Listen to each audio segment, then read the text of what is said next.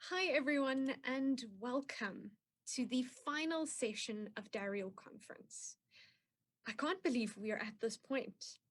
This session starts off the last one in a series of talks around everything related to Dariel's values. Over the past 8 sessions, we have discussed everything from work-life rhythm, personal boundaries, mental health and technology.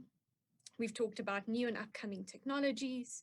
We've talked about what it takes to be an amazing software engineer and an architect. And we even got a little bit philosophical down the road. Today's session wraps up a series of phenomenal talks, and it's definitely going to be one that stands up to the test. Today, we'll be hearing from our very own Chief Malcolm Rabson on 20 years of Dariel and the journey thus far. We'll also be handing over to Matthew Hindley and Andrew Essey, our portfolio managers extraordinaire, on what it actually takes to be in the business of solving problems and what that looks like when you're solving problems in a pandemic of all things. So today's session is going to be one for everyone. It's going to be really interactive and really fun.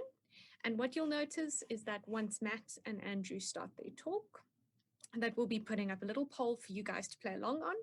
Leave us a question, leave us some comments. It's going to be really interesting to see what people's perspectives and experiences are. You are highly encouraged to participate in this session, even if you want to do so anonymously.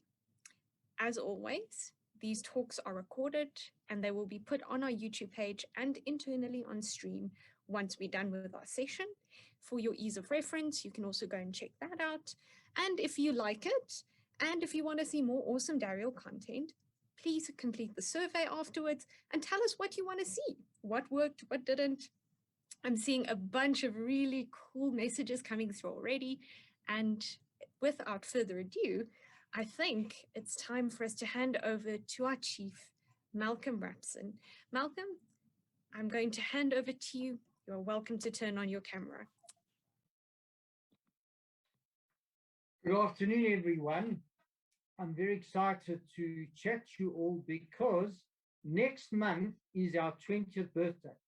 I think I'm even more excited because I don't have to be talking about, like I've had to in the last year, talk about COVID and masks and mutes and vaccines and all these things go along with that, but really to talk about our birthday being next year, 20 years. We start at the beginning of May, and really to give you a bit of an insight into what was the raison d'etre and really the whole creation and history of Dariel.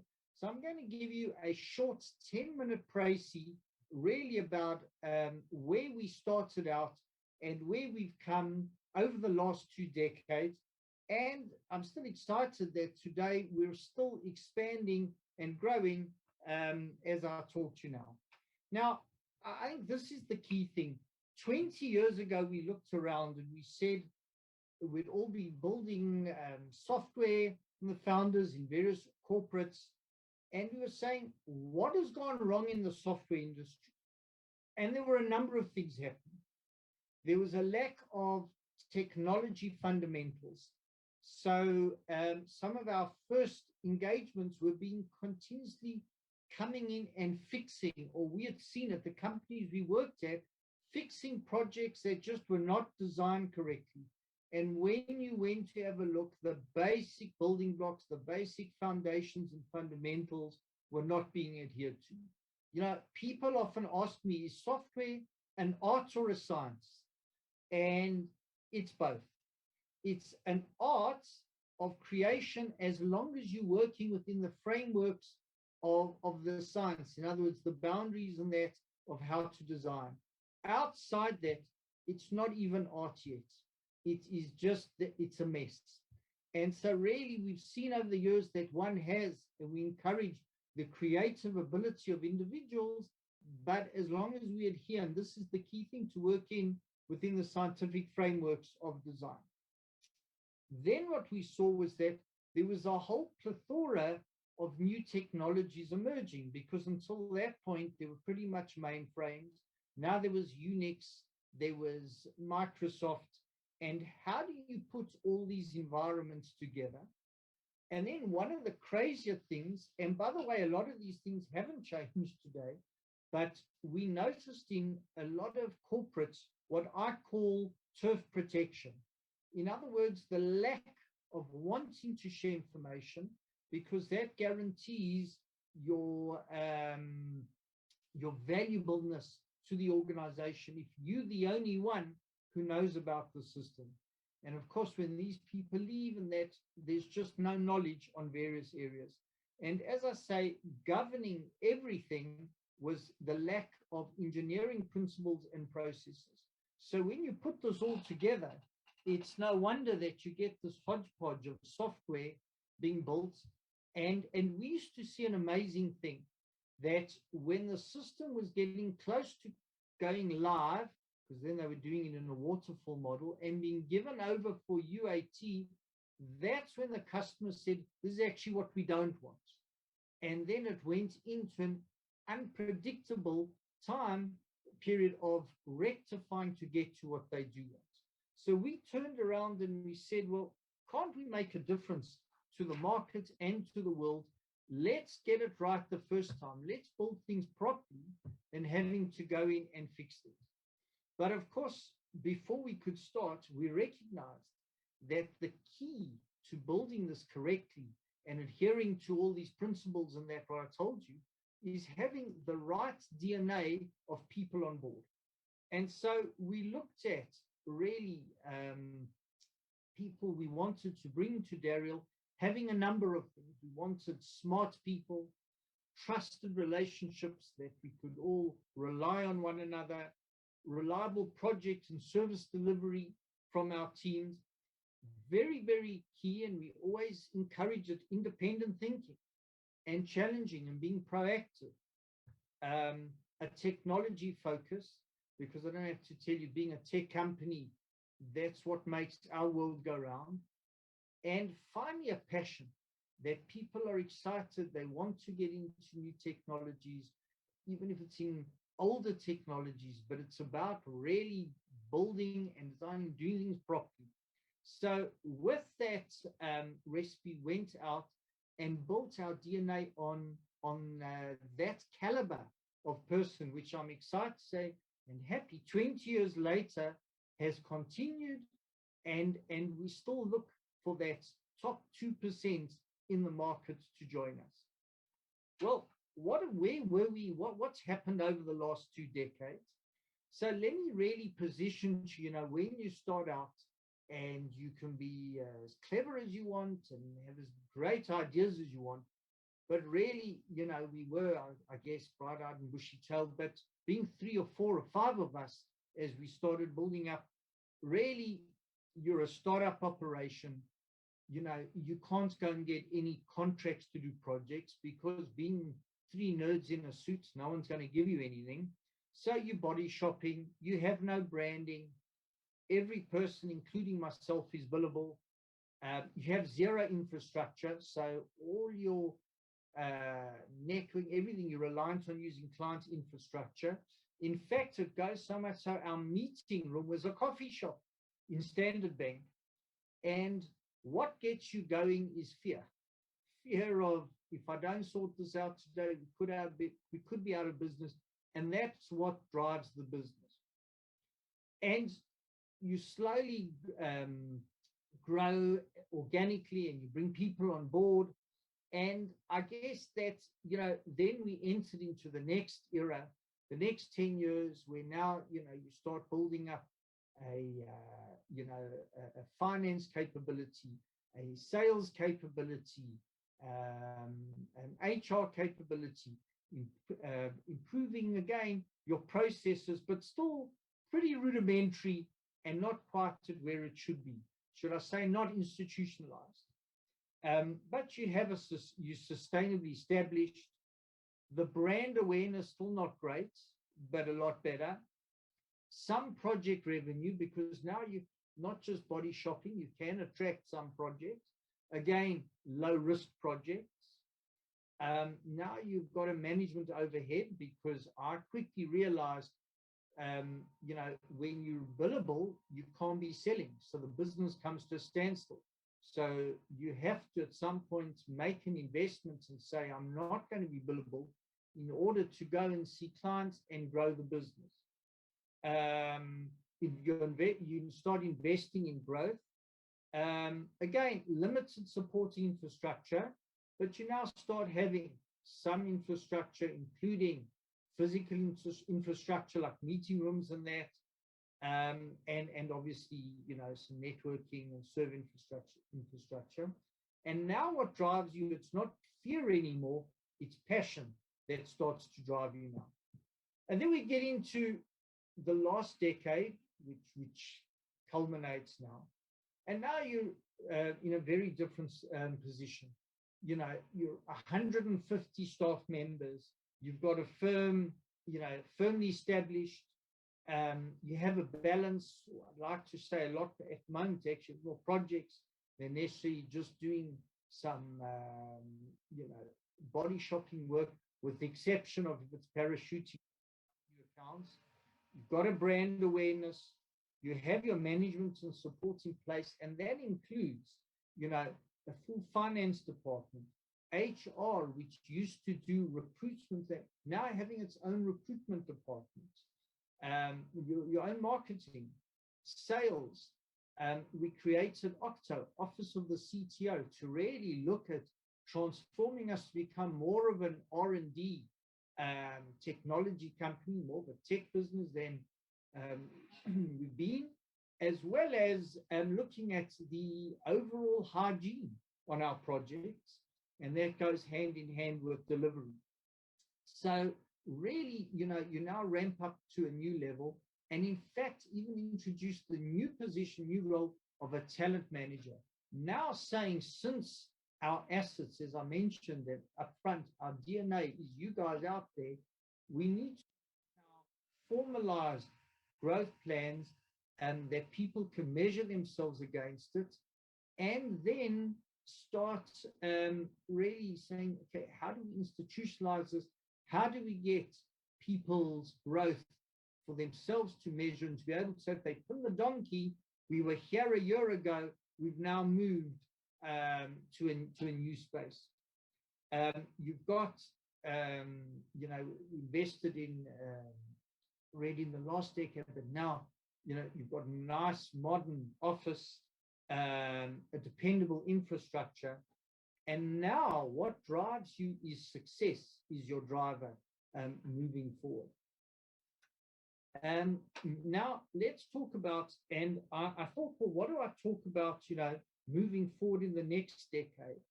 And then I realized the world's changed. We can't talk the next decade.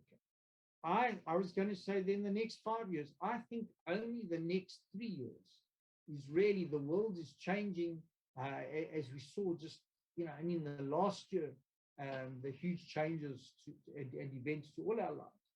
So I think moving forward for me, I'd like to see that Dariel is a recognized brand in our target markets, that everyone knows us, everyone wants us, and to be, and this is bold, a strategic partner in 75% of our customers, that they start realizing, as software becomes more and more the electricity of the world, that if we don't have Dariel, that impacts on where our company will go, and therefore we want to be partnering strategically with Dariel.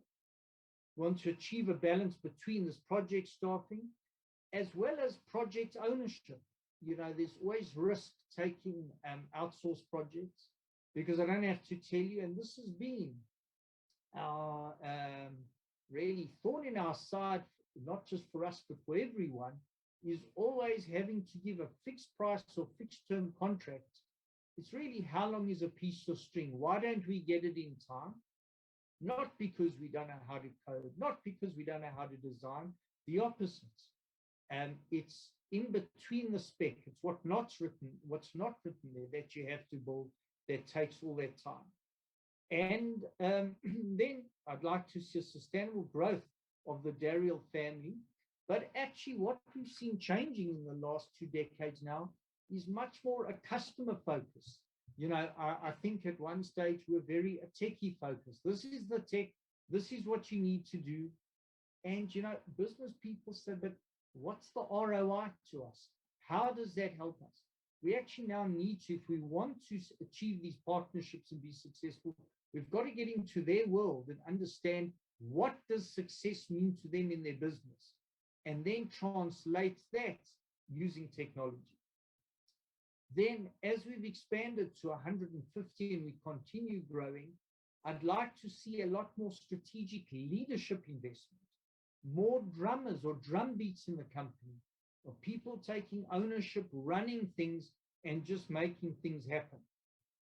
Obviously, what goes hand in hand is we will continue a focus on our project-based pipelines and sales. But we've also extended our reach outside South Africa now and have done 2 projects, looking at a potential 3rd and 4th project beyond the borders of South Africa. And I think that the one positive thing in the last year, what we've seen, is that actually one can work remotely with clients and you don't have to always be in their face to get something done. So this does help doing over the border or over the oceans work. But I think really the key driver in the next 3 to 5 years underpinning all of this is going to be the focus on really cloud. We talk of cloud projects today and finding a cloud and shift and lift, but actually it's going to get to a point where it's de facto. No one is not going to work with a cloud. It was like there was a big thing 10 years ago, let's have a mobile front end. Today, there's very few systems that don't speak about create a mobile front end. You get it. It's part of the system. It's going to become second nature. So there's a huge drive underpinning our business of moving into cloud. And I think that things like AI and that will start again. It's always been evolutionary than revolutionary. And so these will start to grow. But I want to leave you with this final message that what helped us in the last 20 years and what's going to take us forward is that one always has to remember, to survive and to be successful, you've always got to reinvent oneself. And I think that we continue to do this, and all of you, just for yourselves, need to continue to do that.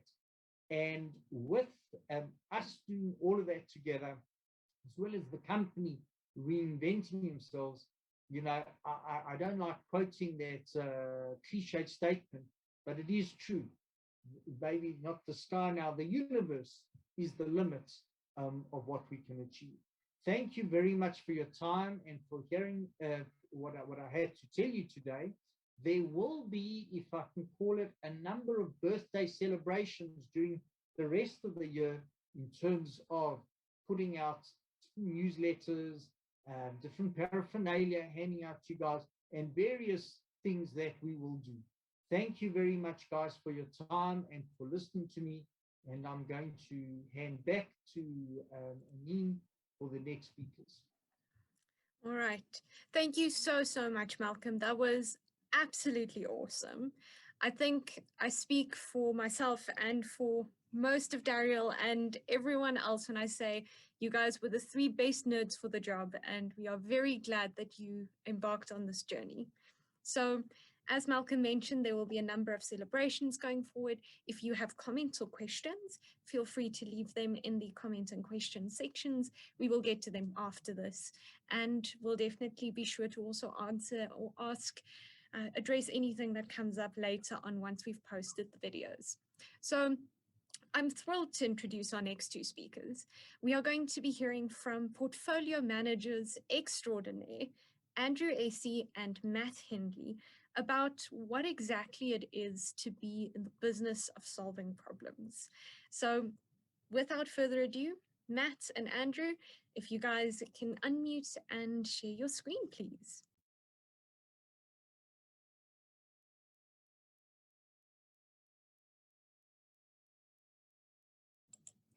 All right, we can see you. Hi, everyone. You're ready. Perfect. Hi, everyone. I'm Essey. I've been a portfolio manager at Dariel for a number of years, looking after our strategic clients. And I have the very exciting role of heading up our Dariel Cloud practice. I'm Matt Hindley, business development manager, and I head up sales for Dariel. Perfect. So thank you all for joining us on our talk today. And I want to take you all back. So Neen's going to put up a poll now asking you where you were on that day back in March 2020, when Cyril Ramaphosa, I think it was the 23rd, it was a Sunday, he announced that he was going to be sending us all home, packing up, and that the world was going to change, from these 18 cases we had in South Africa to where we are today. Matt, do you remember where you were that day? Yeah, I pretty much do. I was panic buying. I realized that I was going to be at home with my daughter and my wife. I love them dearly, but I needed to stock up on booze. So I went out and I filled my garage, pretty much. Do you remember where you were? Yeah, so I mean, I was in one of my favorite places down in the South Coast, halfway through a family holiday, which, it's always my happy place, my escape. It was the end of a really, really successful year at Dariel, and we were kind of unwinding, unpacking the year. And I think I literally came back in from a day's fishing on the beach, started the braai, had the news on in the background, and then quickly realized we had to pack our bags up by midnight and leave the next morning. So a mad rush back into the uncertainty. Well, it's incredible. You look way better than you did then on the photo. The lack of sun has definitely made me lose my hair, that's for sure. All right, so guys, please do think back, answer the poll, and we'll probably take a little mid-presentation break and see what some of the answers are. All right, so you were panic buying, I was rushing off to the beach. Do you remember where Dariel as a business was and how we were feeling then? Actually pretty scary because we weren't prepared for the lockdown. We carried a bit of a bench at the time. It was the end of our financial year. So it's a critical time for us because our contracts run annually and we needed to make sure that our contracts were being renewed. Now, all of a sudden, we're going to a bunch of clients that don't know what's happening tomorrow and making sure that we've got contracts in place. And I think it was the unknown. It was that, they said 2 weeks and it was a month and then 6 weeks. And we don't know how long you're actually planning for and what you're actually going into. But let's unpack that a bit. So we want to talk a little bit about what we actually did in that time. And there was no plan specifically or template, but we actually went in and these are the things that emerged that we now, with retrospect, 14 months later, realized really, really helped us at the time. 100%. I mean, as a sales team, we're pretty good at schmoozing our clients, walking into their office while we're there and chatting to them and catching them in the canteen and finding opportunities. But, having to cold call and chat to our clients over the phone and really sell value over the phone, I think we either hadn't done it in ages or some of the team members hadn't done it at all. So it was skilling up. So we actually invested in the sales team. And we went and got a really good prospecting company that cold calls for a living and taught us the basics again. And they were fantastic. They came up with some real actionable stuff that we could do. I mean, the one thing that really stuck to mind that they taught us is that, it's a whole new way of engagement. You have seconds when you're phoning people out of the phone to make a real connection or real interest. And we've really applied that now, even in our marketing campaigning, how we push things out, the messages we do in any conversation. And I mean, I think new members of our team, you're still insisting that they go through that training. And absolutely, it's been fantastic. I mean, one of the other things, we've been armed with this training and we had to come up with a strategy. So we had to start speaking to our clients. And the early days was to craft something that we wanted to take to market and actually just reconnect with the people we knew and those that we wanted to know. And really, we started phoning clients not to sell, which is counterintuitive. We put to sell, but not to sell. 100%. So we put the sales book away and we actually phoned with a little bit of empathy, I suppose, and we'll talk about that a bit later, on understanding where they were, what were their challenges, what were their fears, and trying to connect with them so that we were top of mind and that we could understand any risks that were coming our way. So that was very, very important. And I suppose once we had the strategy and the training, we topped up our cell phone packages and started making hundreds of calls, really. Just to go back to, we weren't selling. I mean, the whole idea is, imagine we started phoning people at home. They've got their kids running around. Yeah. They're panicking that they might not have a job tomorrow. And here's a guy, hey, I want to sell you Dariel. Yeah. So I think our approach was brilliant. But what I enjoyed, I called one of our big insurance clients, and I said, how are things going? You know, what are your biggest worries? He said, listen, I've got a contact center of 2,000 people that have been sent home, and only 2/3 of them are equipped to work from home. So now you've got a massive workforce that are sitting twiddling their thumbs. Yeah. And the borders are locked. He can't get laptops. He can't get this. So I said, I'm going to ask around. I'm going to connect with other clients and ask how we can help you. And they loved that. Exactly. And I'm sure we're still talking to them today. Absolutely. Perfect. All right. So, another part is. We found that with a limited sales team, we had to bring in our executives. They started our business.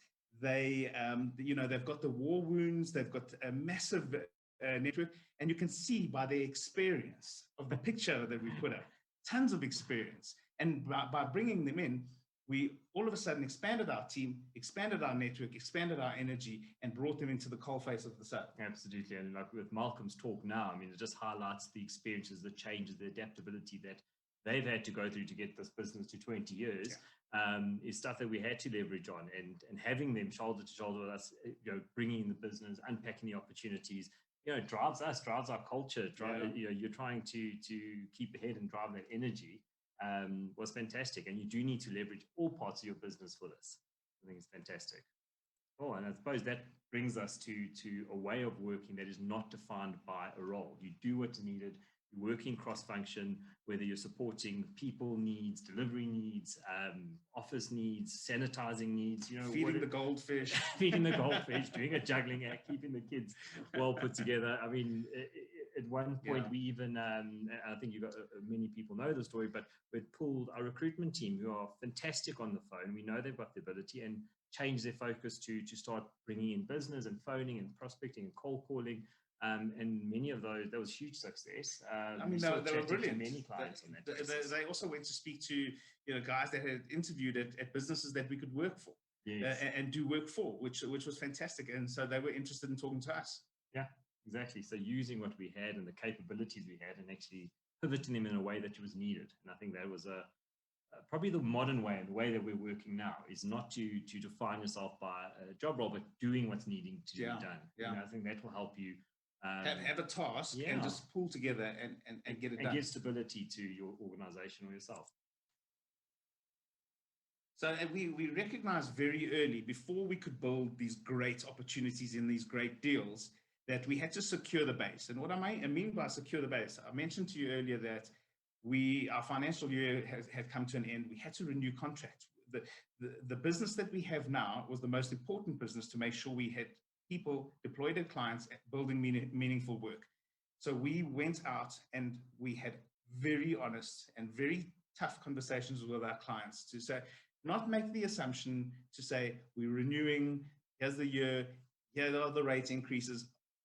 The raw conversation to say, are we in a position to renew? Are we going to be okay in this pandemic and in this lockdown to continue working with you? Yeah. And using those core partners, and what we work so hard with, those pre-relationships, and actually bringing in and be able to tap into that for those honest conversations was crucial for us to plan. And in these times, in any sort of economic uncertainty, your ability to plan is limited, and 100%. That is what we were trying to gain. But there was one thing that we absolutely did not doubt, and that is that we needed to win. And we had a lot of responsibility on the shoulders for the organizations. We knew that we needed to win for ourselves, for our people, for the economy in whole. There were livelihoods in the balance, and our own included, and we had that drive. And I think that really, really set us up for... We wanted to have the 20-year Dariel party. Yeah, there you go. Very glad that we can do that. So hopefully there's a big celebration coming through the year. We're looking forward to that. So we'd like to unpack this a little bit in a pre, during, and post type of way. So we can just give you an idea of how we used to work with clients, what we had to do when things were locked down. I mean, we've given you a fair hint. We say post, I think it's the new normal, the new now, and kind of what we're doing and the future. Yeah, how you adapt yourself going forward. Absolutely. So let's start with the pre. And a great way to do it is to talk about just generally deals from a sales perspective. That's our experience, is that, you know, we had access cards and we were sitting, walking the corridors at our clients' offices, unpacking opportunities with them. I can tell you all the good coffee shops in most areas because you'd be sitting there, you know, picking people's brains. And that was a very very social way to deliver opportunity and actually understand people's real pain, because you can feel it, you can hear it, you can smell it, you can see the anxiety in someone's eyes, and you can start giving them comfort knowing what your skill sets were. So but just being around, I mean, just being around, people knew who we were and knew what we could do. So just having that sales face, people could come up to you and go, hey, listen, I need your help here. You know, this is our problem. Be pulled into a boardroom. Malcolm used to say when we would have to, unfortunately, part of the job is going to collect funds. I'm sure Yvette's on our call, is to go to Untitled and say, hey, listen, I need you to sign this off. It's very hard to go to Untitled now when we're not in the offices. Which is on a shared email address and you don't know who the hell they are. So that's exactly a big problem. But I tell you, one of the other big things that we miss out on is going to events. Is going and I remember a story. Malcolm was at a big Richard Branson event. It was sponsored by one of the big investment banks. And obviously they would send all their big executives there. And the group CEO of this bank was cornered by Malcolm, our MD, and said to him, your online banking does not work. He said buggy was the word. Buggy, yeah. And I'm a customer, but I can fix it, and gave him his business card. We can't do that now. Got a meeting out of it as well, which is fantastic. I mean, you talk that's the tenacity, I suppose, of that networking environment. I mean, if I remember one of the stories from that, quite a strategic deal now, and a big client of ours now, their holding company was holding back the deal because they didn't have the lead architect. So Matt says, don't worry, I know people at that holding company, gave them a call, said, what's holding it? They don't have a lead architect. Stars aligned. Matt knew someone coming back from Dubai, phoned them up, put it together, recruited for them, and we got deals done because you were that close and that, physically close. Yeah, I mean, that it was one of the good deals that we got to close in lockdown, and this is bringing us back to pre-lockdown. Is when you part of closing a deal, there's a lot of energy. A lot of the senior guys that have been part of the pursuit teams know the energy when we pull in the execs, we pull each other in. When you're about to ring that bell, when you know the deal's about to happen. When you're doing it from Beverly in Four Ways and Andrew's in Olivedale and everyone's all over the place, that energy goes away. And it makes it a lot harder to continue to push that to that closure. Absolutely. But, when we did close, celebration was such an important part of our culture. It is such an important part of our culture. From virtual bells, we had, our Friday sessions here at Dariel, where we would talk about the successes of the week, from bringing in great new talent, signing deals, resolving an issue, whatever it was, we used to celebrate. And don't worry, we lost a lot as well, but it was always to understand that you have to celebrate the wins. And luckily, our director, Greg, was particularly good at bringing out the fine wines in these celebrations, which we miss. I'm sure they're still sitting in his cabinet somewhere, and we'll try to find a key. But it is an important part, and that is something we need to find new ways of celebrating this culture. So fast forward, Andrew running off the beach, as you saw in that great picture of him, me packing my trolley, packing my fridge full with booze. And now we're in lockdown level 5. And we're now having to look at each other through Teams. It's all hands on deck. And now we've got to steer a ship through the storm. We don't know how big the storm is, and we don't know which way to steer it. But we had to make it through. Right? I suppose convert ourselves into call sales agents, which kind of what came next. But we had to keep connecting. So effectively we did. We turned into call center agents. We didn't have a script. It was about connection and focusing on connection and follow up and information. Just talking to chat about partners, where they were, what they were going through. You know, you got to think from an internal point of view. We're a very social bunch dealing with very social clients, and people were just trying to find new ways to work, or not just, but instead their diaries are just getting filled up and filled up and filled up. Oh, absolutely. I mean, I remember one of our big banking clients, one of the execs put a 6 o'clock meeting to an 8 o'clock meeting at night. You can't, How do you breathe? I mean, how do I phone one of those execs when they're in a 14-hour meeting? Especially when they're PACs that is booked off for 14 hours, you're never going to get a slot. So it became a major issue. So we had to find other ways of reaching them. And being a part of a sales environment for so long, war rooms are a norm. You know, you have peaks and troughs in demand. So we're quite comfortable with war rooms, but that's in a room all together and pulling out our Rolodexes, as Malcolm would say, and say, okay, let's see how we're going to solve this problem. Now we're war roomed all over the place. We were having war rooms for war rooms. Yep. I remember the amount of calls, but the most important thing was, stabilize, get rid of the bench, build pipeline, and develop opportunity. And you talk about develop opportunities. It's so hard to build strategic opportunity when you're so far away from your client. Yeah, we're learning how, but it is hard, especially when you hadn't done it before in this mechanism, which brings us to thinking outside the box. I know it's an old cliche, but you needed to start identifying ways to reach your clients and reach their needs and unpacking it with them. And I think the early work we did with all our phone calls was so important in understanding early concerns and early stuff. And there's stuff that we could build up over the months over that. But one of the great examples we had was one of our developers calls me one day, and like literally after 3 attempts to try to get hold of me, and basically says, geez, I'm doing this project for Dariel, and I know from what I'm doing that you can help me solve a problem. Like, what are you talking about? And basically she says that I've got an investment platform. It's an online investment platform. Their returns are great, happy with them, but their portal is useless. Can you phone them? And we did. And, you got a meeting, you had a chat, and you started saying, listen, I see that there's some issues. We've had some user feedback. Can we have a chat? But that whole face thinking, that new way of thinking, that should long continue. Yeah, because that's absolutely a great way of engaging and looking at the world. Yeah. Also remember, and kudos to you, a really good story where you'd phoned an exec. We were in a position, we had quite a big bench, but we were also in a position where we didn't know which of the projects our clients could continue. Yes. So before they could think of, rationalizing projects, you got a hold of him. You said, listen, this is the deal. I want you to carry on as many of your projects as possible. I will give you guys at concessionary rates and do as much as we can to keep you on, to keep ourselves on. And he turned around, he said, that's the most innovative thing I've ever heard. He says, I'll give you access to all my executives. None of our competition have called me for the exact same thing. Yeah. So I think. But that was the execution on that strategy. Yeah. Where we said we're going to be empathetic rather than self. Yeah.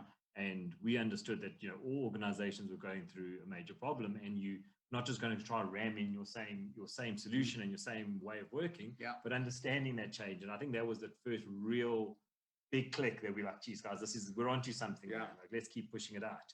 I'm going to click over. So before we move on to the future view. I think it's time that we share some of your where you guys were when Cyril told us go home and get used to it. Exactly. So looking at some of the poll results here, so obviously 66 being a Sunday afternoon, I'm very glad to say that you were at home and not gallivanting, especially because there was work the next day. But I quite like the fact that 22 were panic buying. So maybe you hit into the market there very, very well. Oh, no. So 2% were on a date. That's great. Okay.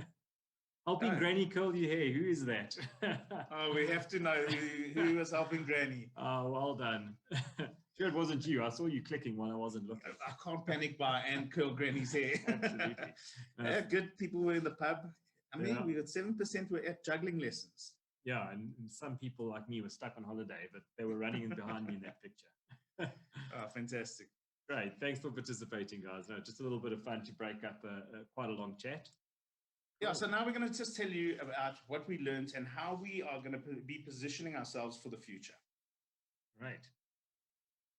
So one of the big takeaways we did was, understanding the ways of working going forward. So we believe that there are still effective ways to keep driving meaningful collaboration. I know everyone talks about a hybrid model, but I want to talk about, we do believe that's the best one. And when I talk about hybrid, I'm talking about virtual versus face-to-face. But, you know, there's benefits and negatives to both. So one of the big things with purely remote that we're seeing now, and there's been a lot of write-ups and studies and stuff on that now with 14 months of track record and stuff to actually observe, is the pressures that this can put on a person and individual, especially people that are single, live alone. There's lack of socialization, and that brings a lot of mental pressures on. And I think there's been a lot of talks around that in this conference, a series of conferences as well. Yeah. So if you can provide a safe workspace where people can still do key collaboration sessions, be it for kickoff workshops, for unpacking, for ideation, which we'll get to a little bit later, you know, it gives them that part to have that interaction, that hears, that building on that energy, you know, closing deals, etc. But also having the flexibility to, we understand that some people like to drop off their kids at work and don't want to have a nanny full 5 days a week and want to work from home certain days.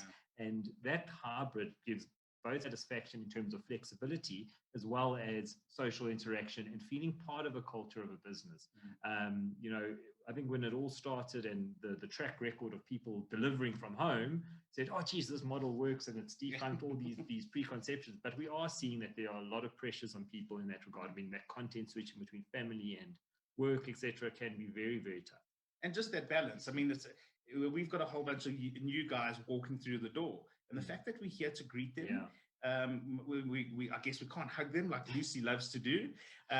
You know, so be it. I'd much rather see your face and say hi, and then still be able to fetch my daughter from school and then jump online. You know, instead of making an excuse, sorry, I can't be in the office. You're still available. You still can go online, and we're finding it works. Absolutely. And then I think what we've realized, especially with our clients, is to build real connections, you know, and in order to do this, you need to put your cameras on. It's one of the things we learned very early in the management team, that, you know, if we can see each other and we can connect with each other, we can see if there's concern, if there's worry. Later we'll talk about empathy and really understand, you know, what's going on, and continue to talk like that. And just remember important events, not only just client events, not only events like this. We should be joining our clients' conferences, you know, go lives. We're a delivery company. We've got to remember these things because they're as important for us as they are for our clients. Yeah. And then just really respecting people's times. I mean, we were talking about it earlier. Yeah. No, definitely. It's just like back to back meetings, but you've got to realize that people need time to debrief and, you know, you can't, when do you have a slot? Yeah, exactly. Everyone's like, when do you have a slot? Oh, I'll finish one at 12 o'clock. Let's start one at 1 o'clock. 3 o'clock. Yeah, it's ridiculous. But you need to give people time to debrief. And one thing we learned, and it actually came from our training side, is if a client, a prospect, a vendor, a teammate says, I don't have time for this now, can I do it then? They're not mentally ready to then meet at that time. So forcing them to do so is not going to yield the results you want. Right. So, you know, listen to what they say, reschedule, do it at a time that you know people can commit their full thought and commitment to what you're asking them to do. Yeah. And just another thing, if a client does say, I really can't speak now, please phone me then. Phone them exactly when they're asking 100%. You. Yeah. Then even if they want to reschedule again, you hold them accountable and you will get your meeting. Yeah. Right, so I suppose the other part is strategy. I think when there are, again, economic pressures and curveballs thrown and you're trying to run a business, when the pressure's on, you can focus on tactical, and which is rightfully so. It has to be done. What we've learned and what some of the retrospect we've done is that your focus on strategy should never go away. Maybe it'll be a smaller degree, maybe it'll be the time focus or the allocation falls down, but you should never stop your focus on your strategy. So be that within your role, your project, as a business, or however you're contributing to your world and your environment, the strategic move and the end goal should always be the underpin of what you're doing. So we knew from like a Dariel point of view, for example, there was a big strategy session pre-lockdown where we had come up with our core offerings that we wanted to put out, you know, turnkey consulting-led enterprise solutions, cloud technology, which we're passionate about, and expanding and diverting our sales function in a way that we could have always on lead generation, which again, we'll talk about a bit later. But I think a lot of that got put on hold, and we'll put our hands up there, but it's now back on, and it will never go off again. Yeah. Whatever comes, you'll adapt. We never ever want to say we're going to dust off the strategy again. 100%. So Andrew did mention our always on prospecting. Having our execs in the team made them realize how important having an assistant was. It was so great. The business case was much stronger. Yeah. Yes. It was so great that it accelerated that process. We onboarded a fantastic assistant that we got into a place that could start our prospecting engine. And prospecting is so important for a business, and it's so important that it's always on. So when we say always on, is that while we're fighting the fires and fighting the battles to have contracts renewed and building pipeline and dealing with client worries and issues, we've got something that's happening in the background that makes sure that business is always coming our way somewhere, somehow. Exactly. Yeah, exactly. And I think, because your sales force is limited in physical movement, the demand marketing drive is so important. I think, again, if we look back in the way we used to work, a lot of our marketing around Dariel was people-oriented and the talent, which is the bedrock of what we do. But realizing that there, again, as part of this constant pipeline of leads, where if you can really collaborate with your sales and your marketing team to have one message that they're going out with collateral, with thinking, with part, and you start getting schmarketing, which is a bit of a dad joke for our whole marketing department in UC. So that collaboration is immensely valuable. And I think any organization, if there are any externals on today, by linking those two functions and making sure that they're running in step, you'll see huge benefits and results in that. Yeah, and I tell you, when we aren't, as a sales team, able to be in our clients' faces, by teaming up with marketing and getting to prospects and clients and businesses that don't know us, all of a sudden they start schmarking us. How'd you get that? And then one of the other things we realized was our customers needed to understand things in a lot more simpler format. We're very well known as the problem solvers. We go in, we understand your problem. Their problems were very finite. They needed to cut costs. They needed to make sure that they were still getting new revenues, et cetera, et cetera. And they needed to know that we could come in and solve it for a quantified amount in a specific time. Now, building on our track record of success and what our experiences were. So that was it. But when you traditionally work with a time and material business, they know that can't be the case. So what we did was we packaged offerings into campaigns, and we put them out into the market, and we laugh about, you get an RPA, we get an RPA. It really was that. I mean, everyone was running around going, "Are you iPass or this or that?" Yeah. And we could package something that we proved worked in a client's environment with data. And I think data was important for clients because they worry about when will the project end, when will we see value. Especially under economic constraint, you got to think it might not be the total cost or return on investment they worry about, but it's the uncertainty of that. If I approve X, how do I know that you're not going to come to me and say X plus 10? But there's a variant degree, because as Malcolm says, software is, what is it, a art construct by science, which I quite like. But that's exactly it. And it's trying to sell them the science, and then within that we'll deliver. Yeah. And those steps really, I mean, those are the things that led us to win. And we're very happy to be able to say that. But at the end of it, not one job was lost, which we're immensely proud of. Absolutely. Promotions were met, bonuses that were earned were paid. And at some point, some of our pre-lockdown targets were being met. So we pivoted enough to keep the health of this business going, and it was on the bedrock of the skills that we have within us, of the leadership that we had, of the experience of our executives that we pulled into it. It really was leveraging the points that we've just presented that led us to this point. Yeah. And we finally got Andrew's hairdresser in after lockdown level 5. Yeah, very, very quickly had to shave that off again. So what we worked out when we were putting this presentation together and when we were thinking about our journey was that we never Googled, how do you save a software business in a pandemic? Certainly not. You know, so it wasn't built on a template. It didn't come from any sort of academia or any, you know, models, but to give you a takeaway for, you know, for you to use this in your world, in your life, in your businesses, in your teams and your organizations. We wanted to link it to something that had the most relevance. And what we feel is the design thinking methodology is the closest to link with us because of its orientation around people. Exactly. So I think for those of you that do know design thinking, it was all created around having a people-centric approach to ideating ideas, to innovating, to changing, to pivoting, to improvement. Anything that you wanted to test or change within your space, your workplace, your organization, your value proposition. It's a great methodology for that because it puts people at the heart of it. And we spoke about empathy a few times in this talk already, but having that empathy to understand a problem is fantastic because then you're creating for the right reasons and you're reaching your client at their level and their need base. So the 5 steps, as many will know, is empathize, define, ideate, prototype, and test. And you can really loop back as many times as you have to Start in the process. where you need to and move to where you need Absolutely. But we like to start, if you're starting from scratch, with empathy. So we'll jump into that in a bit more detail now.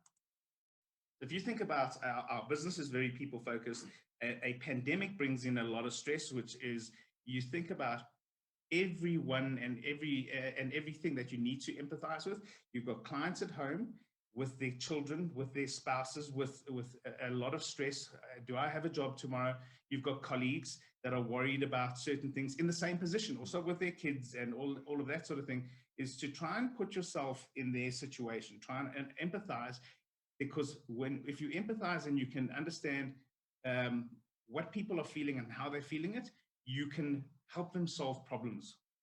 And I think a great way to understand empathy is just actually observe. Yeah. Observe what you see the stresses of the people you're interacting with or internally with your team. Observe the data around it. You can see the hours people are working, for example, or you can hear the stresses. If you're more receptive to it, just by observation, you can actually start understanding exactly what people are going through and start putting yourself in issues. That's all you're trying to do at this stage. Yeah. Right, which will then allow us to, having this broad-based empathy allows us to more clearly define the problem you're facing or your client's facing or your project is facing, and to summarize this into some sort of a problem statement backed up by data. So, if we talk about, our people and, early days of, deliveries actually increased since lockdown started by 120%, but you realize that the timesheets were shooting through the roof as well. That wasn't sustainable, and we needed to engage with clients. Or if you notice that a client's ability to get their business off the ground, we had several clients in hospitality, and you could see the impact that they had to go through, the media reporting, their financial statements that were coming out, and empathizing on what they actually needed to get stability. But from a Dariel point of view, what do you think our problem statement was? Well, we had people in mind. So we knew that, like I said, we needed to win. So I would say ours was to build a quality pipeline in order that we could qualify and convert into business in order to get Dariel through a lockdown and save 100% of our people. I think that was our problem statement. We knew it was going to be harder to raise business, to raise pipeline, to get contracts signed. So we needed 100%. To do more.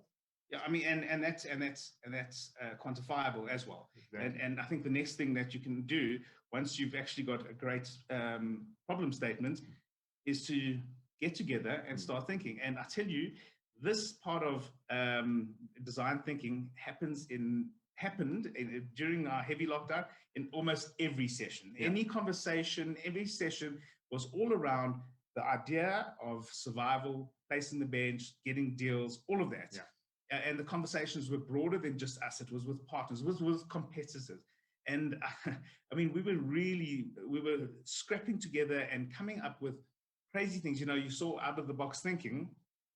I tell you, I think I was scrolling on LinkedIn, and I noticed an ex-founder that had, ex-founder of Dariel, that it was quite weird, the connection, because I'm not connected to her, but one of the architects that I'm friends with started posting that she's looking for talent and skill. was like, Malcolm, you need to phone somebody because we can help them. Yeah, and we did. different way of selling it, we closed the deal with them, and we got some guys off the bench. Absolutely. I suppose, the important part of ideating is be as divergent as you want. Yeah. Anything's on the table to solve that problem. This is the time just to say anything, whether it's relevant, not relevant, it's fantastical. Just throw it out there. And then stage 2 of ideation is to converge it down into 3 prototypes. So we'll get on to the next one. But really, once you have the things that you want to prototype to solve that specific problem, you can then start creating them and developing those into something that you can put on a one-to-one basis from business value into a prototype. Because no business can invest in every single idea, especially when there's economic constraints, etc. So this is your process of refining that down. And again, all of this can be applied to your project, to your local environment, to your function, to your processes, and bring it into it. So if we refer to our examples of trying to get more pipeline, we basically came up with a whole bunch. We ideated 50 or so value propositions that we wanted to go after, brought it down to 3, and then we said in 3 weeks, we're going to do 2 hours cold calling every single day to whoever we can for 1 week, and we'll dedicate 1 week per prototype. And at the end of that, you start running that as a test. And look, I guess in the traditional design thinking, you are thinking about prototyping maybe a software product or that sort of thing, where you've got to think heavily about investments, building something very quickly and getting it into the market, where it wasn't really about prototyping a piece of software. It was around prototyping a message. And you prototype because you have limited resources. And let's think about the 3 main ones: money, time, and energy. Money, let's not worry about money now. I'm sure Yvette doesn't want to hear that. But the problem with having a scaled down sales team and having to go tackle such a massive sales problem is that time and energy were the 2 things that really we needed to hone in on. And if we didn't prototype and we didn't test, we would be shotgun approach. We would be irritating a lot of people. It would have been not well thought of, and we would have gone out into the market with a really, really poor strategy. Yeah, I suppose we have to remember the aim here is to test relevant ideas as cheaply and as quickly as possible, so that you get the answers of what you want to start investing in, and where you're actually going to drive some real value. So this is where we talk about what you need to do. So let's start with this as playing your part. And I think that is a very important way of summarizing this. You're not just playing it for yourself, it's for our country, for our economy, for your own survival, for your organization's survival, for the success of your project, whatever that may be. And to change to be more external focused, as part of a greater ecosystem and a greater organization. So as you know, we were part of conversations, we were part of meetings, we were eyes and ears that we could help problem solve. We're not that anymore. In fact, a lot of you are, because you're at the coalface. You can see where the problems are, because, I suppose I could go and sit in your stand-ups. I don't think it's going to be really valuable. And I think... Who's this creep in the corner? Where are your problems? But you're there. And I think opening your eyes, your ears, and smelling and looking to taste where the problems are is a very valuable thing. And not just in your stand-ups or with your clients, anywhere. We spoke about ideating, we spoke about out of the box. We don't only have to have one developer that can run to us with an idea. Yeah, 100%. Yeah. And listen, everyone, once you change your mindset about understanding that there are things out there that can be solved, let's just have a conversation about it. It's literally that simple. No one's going to laugh it off. No one's going to, it's that ideation thinking, like, I've seen this, I think this can work. Great, let's 100%. Test it and let's go from there. I suppose then the one that I've found huge success in is not being scared to partner. Again, you go back to 18 months ago, this is my work, that's my work. We're talking about competitors here of this huge competitive of, yes, we just want to take the full showcase here, whatever else it is, but don't be scared to partner where there's real synergy. There are partners out there that don't do fully what you do, but have a really great ethos on it and a great ethos of working that really aligns to your cultures and your values. Then why not? I think I read a meme once, and it really resonated, even though it was probably written by some 12-year-old for his school project. I don't know, but it basically said anyone who is struggling to sell is not partnering. And the point is, their doesn't have a network, partner network. exactly. Yeah, So yeah. Your partner network can help you distribute work that you find meaningful, that is strategic. And yeah, I suppose it's a bit like dating. You probably could do it all on your own, but you really don't want to. No, it's not as fun. 100%. And then while we can't be schmoozing, whining, dining, and being in our customers' faces, is switch on social media. And there's a lot of things that Ron Burgundy said that it doesn't say well, but he's right here. Content is kind of a big deal. Yeah. And I think we're starting to get there. I mean, we were a quiet company. I think we're getting out there. We're saying the right things.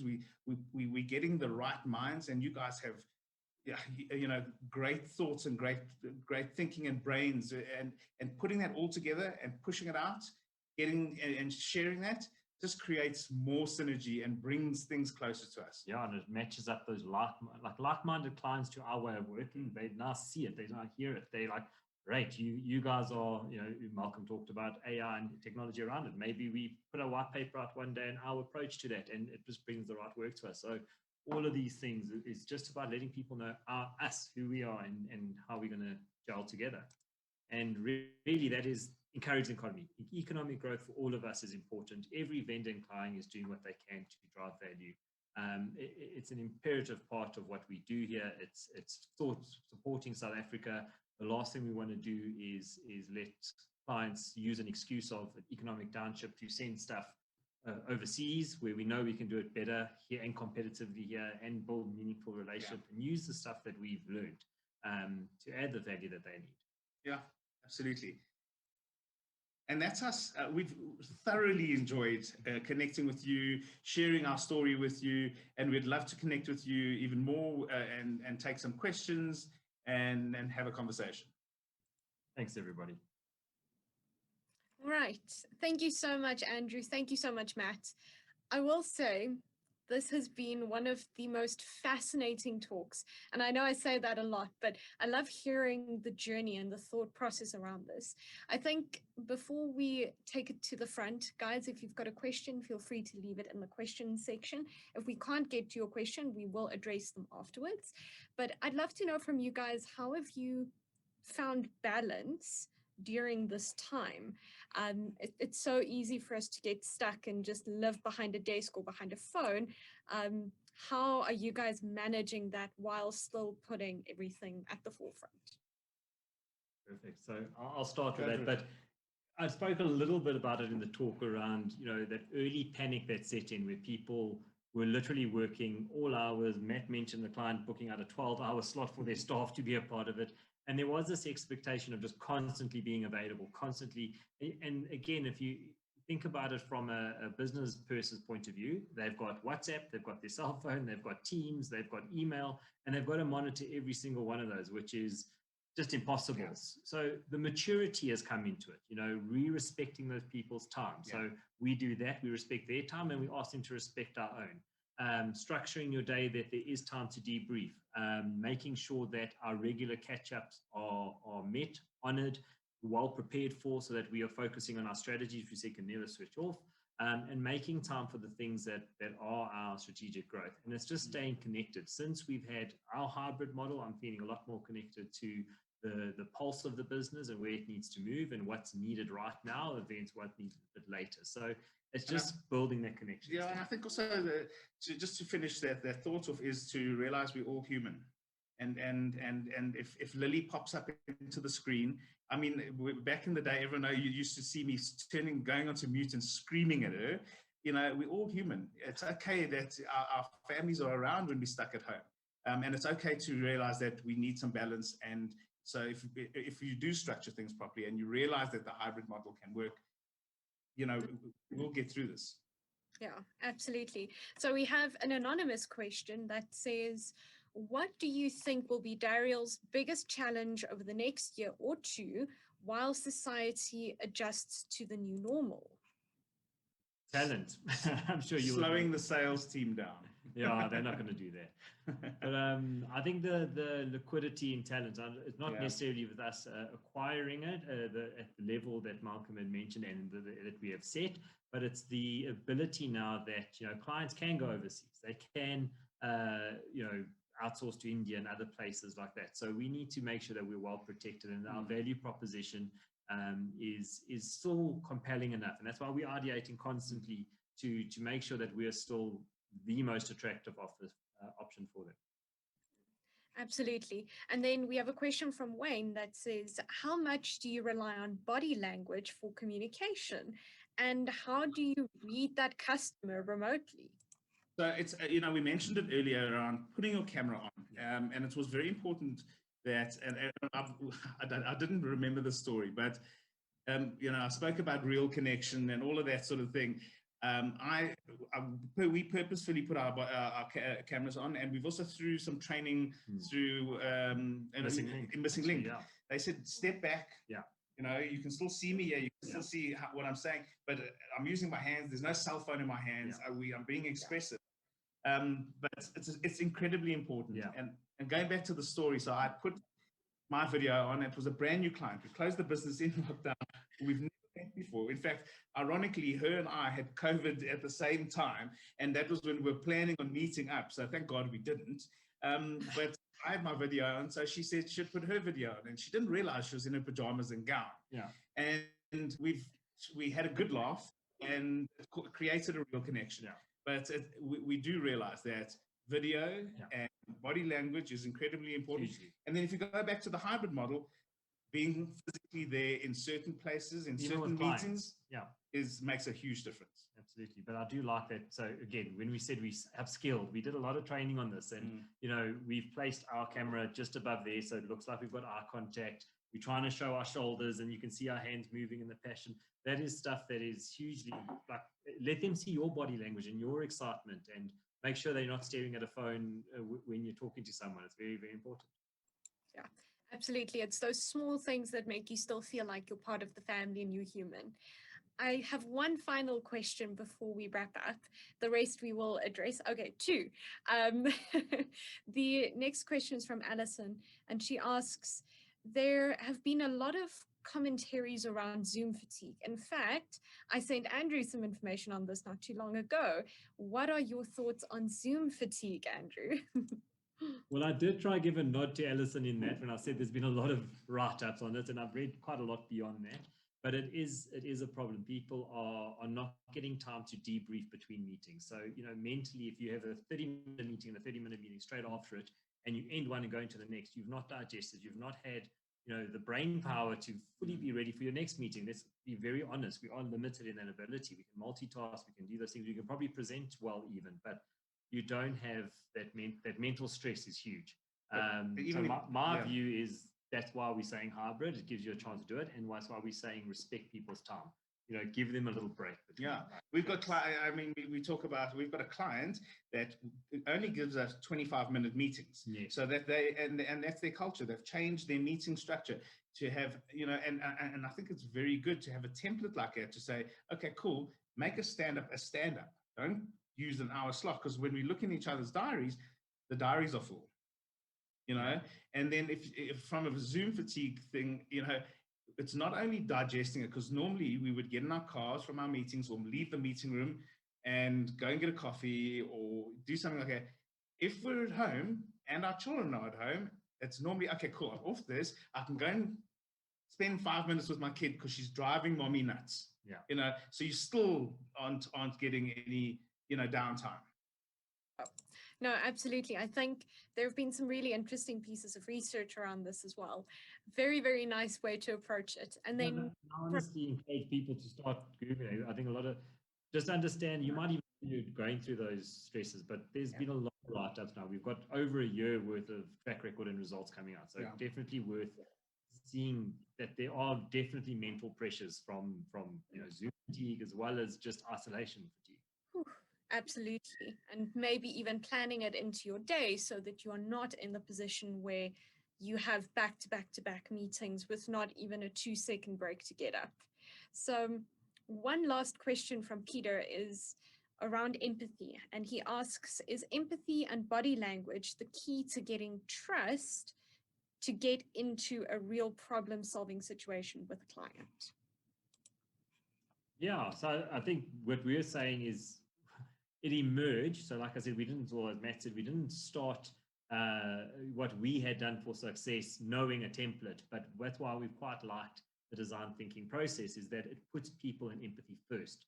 So you're talking to your client, solving something that you know is meeting their human needs as well as financial and other needs as well. And if we're doing that same thinking towards internal processes at Dariel that can make our people's lives better, we have to put the people person first, and it makes it a lot easier to connect and build partnership. So sorry man, I'll give you a sec now, but where we saw some quick wins when this all started was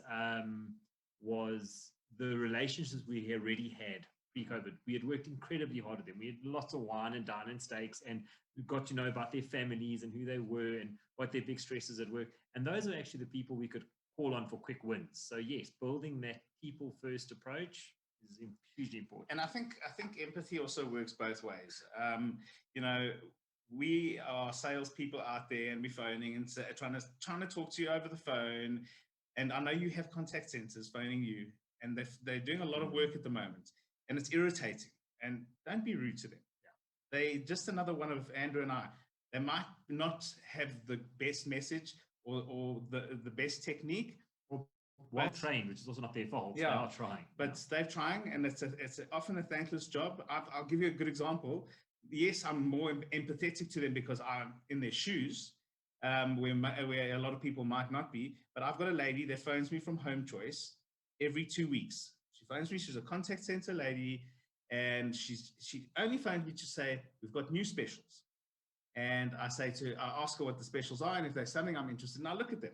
And you know what? In 2 weeks' time, she'll phone me, and I'll take her call.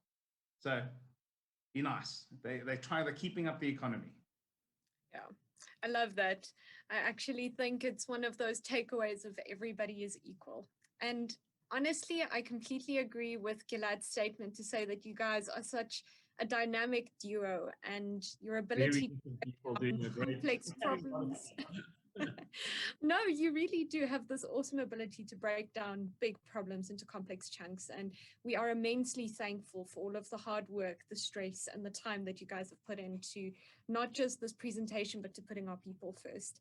I think at the end of the day, this really is a beautiful way for us to wrap up Dariel Conference into a nutshell of delivery, but not at the expense of our ethics. And thank you so much for taking the time to put this together. So everyone, we are very close to running out of time, which is very sad because I've thoroughly enjoyed spending this time with you. Thank you, Matthew. Thank you, Andrew. Thank you to everyone who's joined us. Thank you, Malcolm, for sharing. Absolutely awesome. It's so nice to have you part of the sessions and to hear from all of your amazing experiences. Thank you to all you guys who have joined us, and for everyone who have watched and participated. Dariel wouldn't be what it is without you. And I can't wait to share the next session of content with you guys. Please do follow up and give us some feedback if you feel like it. We are open to hearing from you and to learning from you, and to hopefully bringing you more content with awesome memes and awesome quotes and just really great takeaways. So from my side and from the rest of the Dariel team, thank you for joining us. We will see you guys soon. Bye for now. Oh, one more thing. Wait. This is the finale. Andrew and I, we've realized that you've put on a hell of a show for Dariel. You've done unbelievably. You've run these sessions incredibly well. And we want to say thank you to you. Yeah, we've loved being a part of the conference process. These 8 sessions have been massively enlightening. And for those that haven't seen it, Nina's run around like crazy to keep everyone happy, comfortable, driving their content. We've shifted ours out about 3 We've times. even messed around, absolutely. But, thank you, Anine, for all the efforts. I think this is a huge step in Dariel's. Yeah. We said be on social media, be out there, share our thoughts, and you've given us a platform to do that. So thank you very much. No, you guys are going to make me tear up. Thank you. I couldn't do it without you guys. Let's go and have some wine and celebrate. And this is the last but not the least of our content. We'll see you soon. Bye, everyone.